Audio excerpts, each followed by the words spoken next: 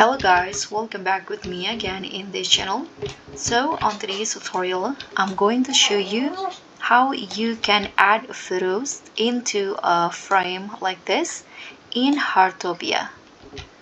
So if you just obtain a frame and you want to put it on the wall in your home and you want to add your photo to it, this is how you can do it. So you can just walk near the frame like this until you see this icons right here.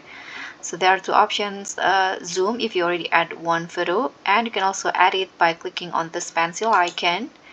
Now you can just choose the photo that you want to add to the frame.